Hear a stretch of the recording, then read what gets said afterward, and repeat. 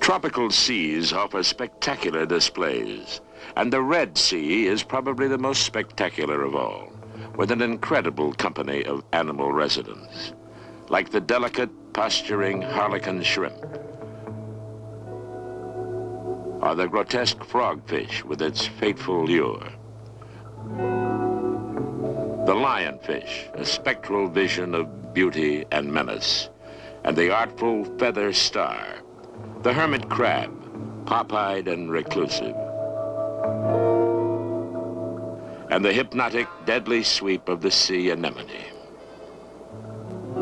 Nature waxes bizarre and beautiful here, among the strange creatures of the Red Sea. These are the Egyptian hills bordering the Red Sea. A few miles away on the opposite shore are the sands of the Arabian Desert. 50 million years ago, these coastlines touched, but then Africa slowly began to drift away from the Arabian Peninsula, creating a canyon 2 miles deep and 1,000 miles long. As this gulf developed, water from the Indian Ocean poured in to form the Red Sea, bringing plants, fish, and that extraordinary marine animal, coral. Here, for millions of years, vast numbers of the coral animals lived and died, forming enormous reefs, the home of countless fish that swarm like legions of butterflies.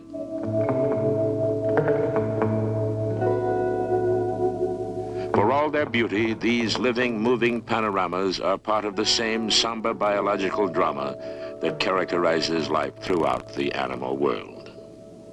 All have a single fate in common. They exist to eat and be eaten. In the coral jungle, beauty and menace are inseparable. Many creatures carry their menace well hidden and are seemingly inoffensive. Though it can move in all directions, the moon jellyfish is not a strong swimmer and is carried at the mercy of the currents. Sometimes during heavy storms, vast congregations of these animals are cast ashore to die.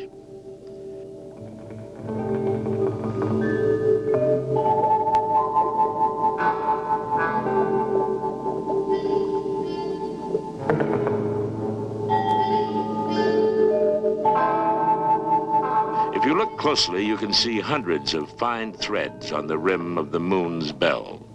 Each of them is equipped with stinging cells, which paralyze prey.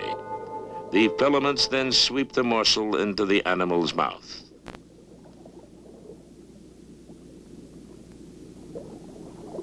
There is nothing beautiful and a great deal which is menacing about this lurking apparition. The scorpion fish looks for all the world like a rock or lump of coral covered with algae and other plant life. When a fish swims up to eat the plant, it usually winds up being eaten itself. Yet it seems extraordinary that the slow, lumbering, even deformed scorpion fish has managed to survive at all. Actually, it is far more powerful than it looks. Hidden along its unsightly back are a series of spikes. When stepped on or touched, some species inject a poison that can kill a man or inflict pain lasting many weeks.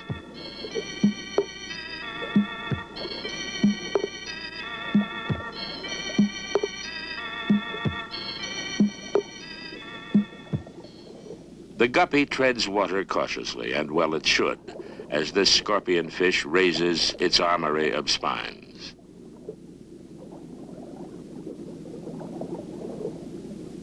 Scorpion fish will bury themselves to enhance their disguise.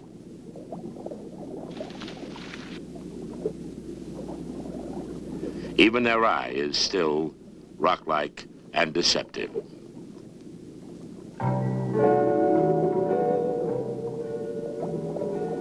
The lionfish, alias firefish, alias zebrafish, or turkeyfish, not only swims well, but can use his glittering array of spines as stilts while walking on the sea floor.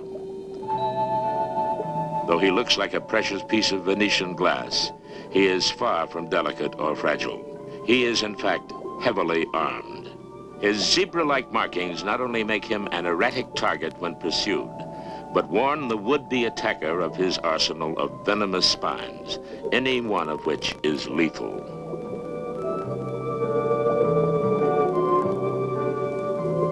While we may be drawn to the beauty of the lionfish, it holds no such allure for other fish. On the other hand, this beckoning finger belongs to a notorious tempter, the frogfish.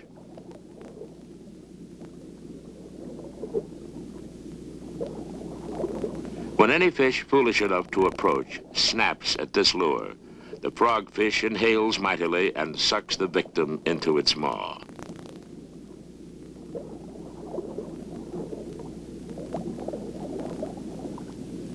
After a moment or two, the beckoning finger will resume its fatal invitation. The cleverly camouflaged crocodile fish presents two images at once. In the dim blue light, he looks like random rocks surrounded by plants and spotted seashells. But soon, we see the second image, a crocodile.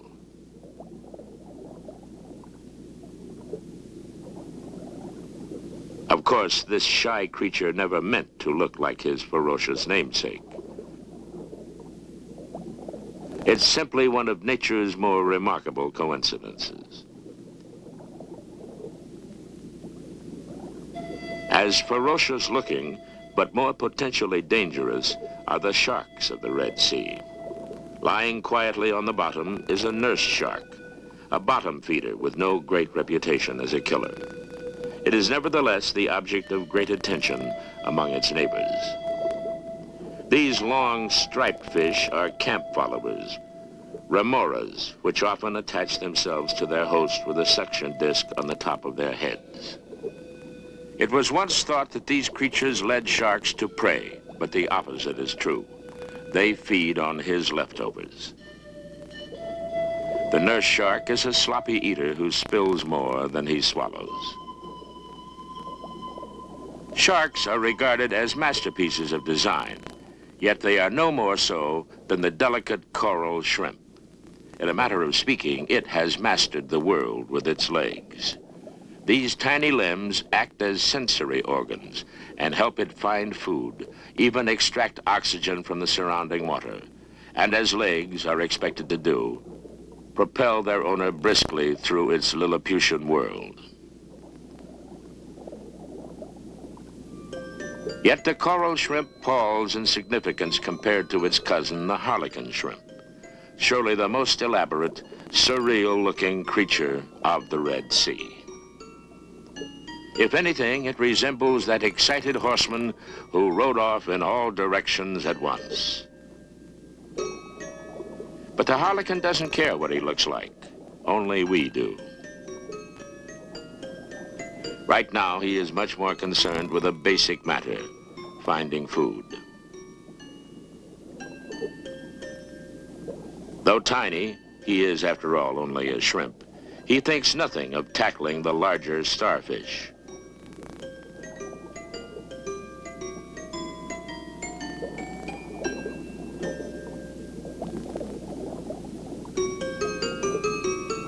After much effort, his levering limbs and body turn the starfish over, exposing its vital parts. As unreal as the harlequin seems, he is no less involved than any other creature in the very real struggle to survive. Some, like the clownfish, form an alliance with a potential enemy, the sea anemone. When threatened, the 2-inch-long clownfish dashes headlong among the deadly tentacles of a particular anemone, its partner for life. Any other fish, even another clownfish, would be killed instantly. We still don't completely understand the bond between this very odd couple. But the strange creatures of the Red Sea are only one aspect of this unusual submarine world. It is also huge, for its reefs are among the largest constructions on Earth, as we'll see in a moment.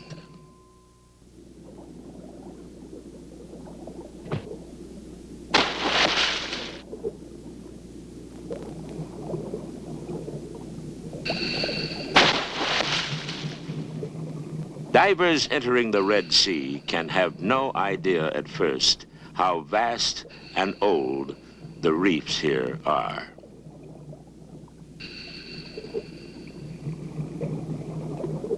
Gliding over the topmost parts of the reef, the divers mingle with fish and other creatures that thrive in the rich subsurface light.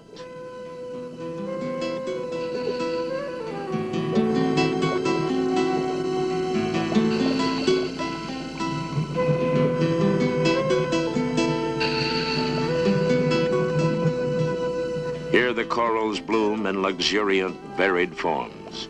But these are soft corals, colored, flower-like structures. All corals contribute to the mass of the reef, but its true building blocks are the stony, hard corals. At these depths, even hard corals display varied designs, like this mushroom coral. As the reef descends and the light begins to fade, many corals take on a skeletal form that requires less light. In the depths, as in the world of air, light is the arbiter of life. All animals and plants here must adapt in one way or another to the failing sunlight. Some corals respond by becoming more compact, offering as much surface to the filtered light as their mass will allow. As the divers descend even deeper, they begin to approach the bulky substructure of the reef, imposing walls of coral whose living veneer overlies an enormous mass accumulated over the 50 million years in which coral animals have lived and died here.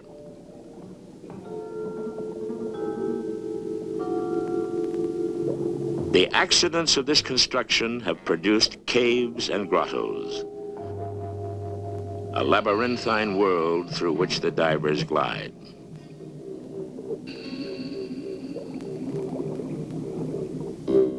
Like weightless astronauts on a lunar mountain, they effortlessly descend the almost sheer face of the reef.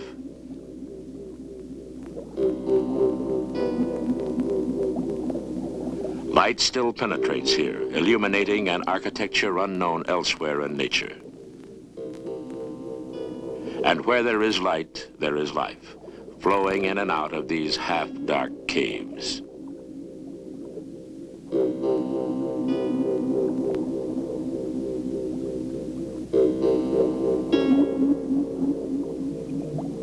Coral still grows at these depths, although it has lost most of its color.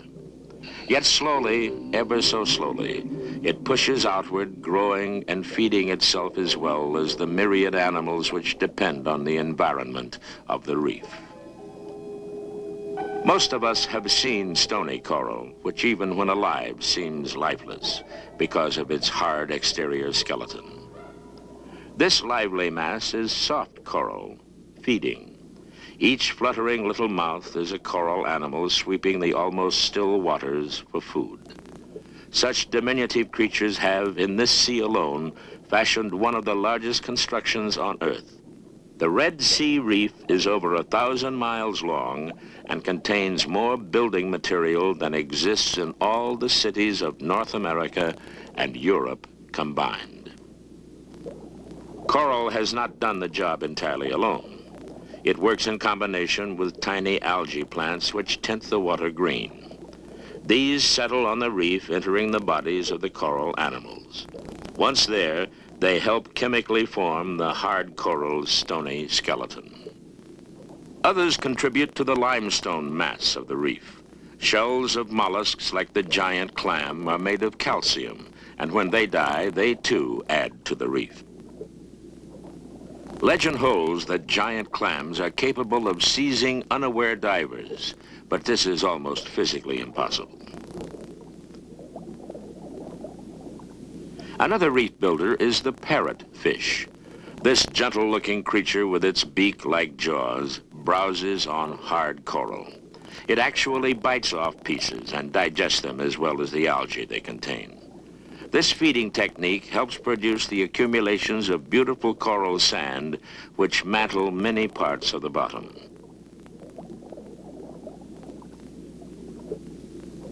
Its meandering progress hardly seems like an event worth crediting in the building of the reef, but it is in just such slow and incremental ways that this vastness of coral was gradually formed. The history of the Red Sea Reef is written in its depths. Its bustling current life takes place in a light-filled garden high above these caves, as we'll see in a moment. Midday in the scorching wastes of the Arabian desert. Even here, bordering the Red Sea, heat burns the eyes and distorts the distance. As different as the desert and the sea are, the need to adapt is as strong in both environments.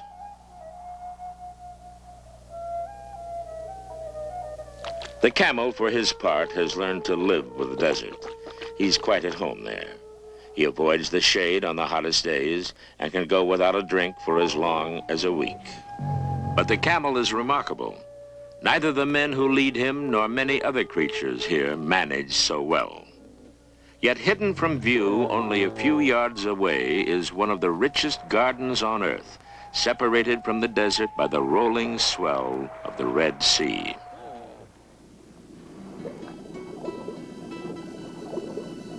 In this nutrient-rich soup, animals and plants crowd each other for living space. The various corals form a continuously changing bouquet of colors like a garden in midsummer, but with colors both stronger and more subtle than any air-breathing garden.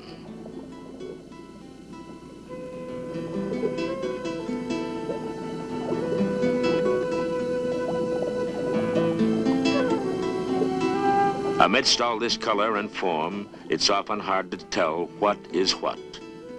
Here is a tiny sea worm. And the long, long finger of a sponge.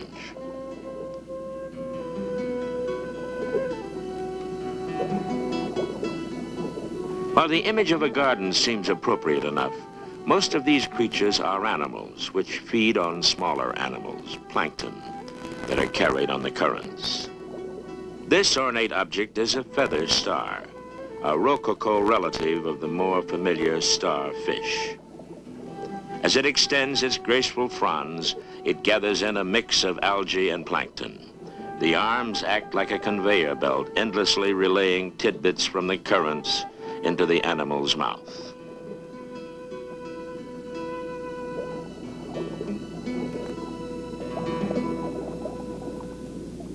What looks for all the world like cheap French pastry is in fact the more familiar starfish, but very garishly adorned. Like the corals, fish and other animals live at different depths, and some of the more unusual inhabitants make their home on the floor of the reef. This electric ray swims at various depths, but it prefers to feed and hide near the sandy bottom.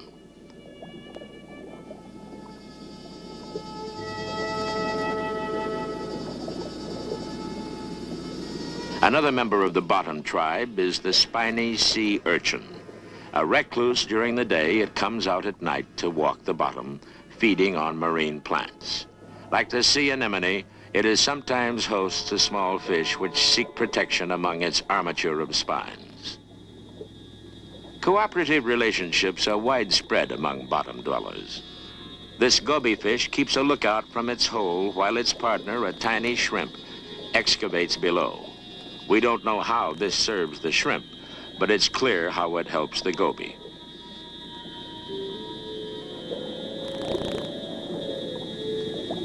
The most conspicuous inhabitants of the reef are its vividly colored fishes. Like the corals and other animals here, they compete with one another in degrees of brilliance, or so it seems. Fish are the highest life forms on the reef, its final flowering. linked with one another and other animals in patterns that evolved uniquely here.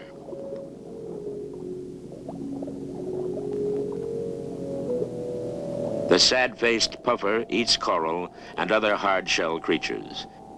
He defends himself, as his name suggests, by blowing himself up, making it impossible for others to swallow him. Several species prey on corals. These delicate butterfly fish also dine on live coral, cutting out the living polyps with teeth like surgical scissors. It would be easy to miss the grouper. It's plain-looking and dully marked, but grows to enormous size. Some believe it was the grouper, not the whale, that swallowed Jonah. The barracuda needs no introduction. These swift-moving wolf packs are said to drive fish into corners where they cut through them like so many knives. Fish in numbers, swirling and milling. This is the most vivid impression of the Red Sea's coral garden. Only a place as rich in food could support these sweeping, almost endless lines of fish. The congregations take many forms. Sometimes they move loosely in a mass, but not together in any coordinated fashion. A crowd of fish.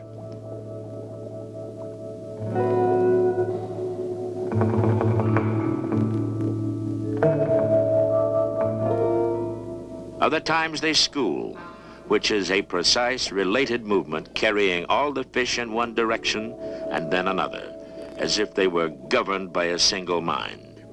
It is thought that this may actually be the case, that schooling fish pool their senses, linked in some unknown fashion to one another.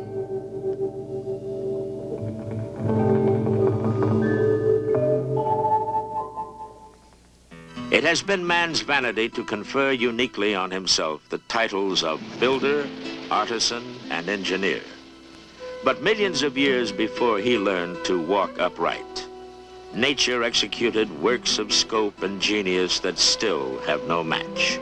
Certainly one is the vast and marvelous submarine world of the Red Sea.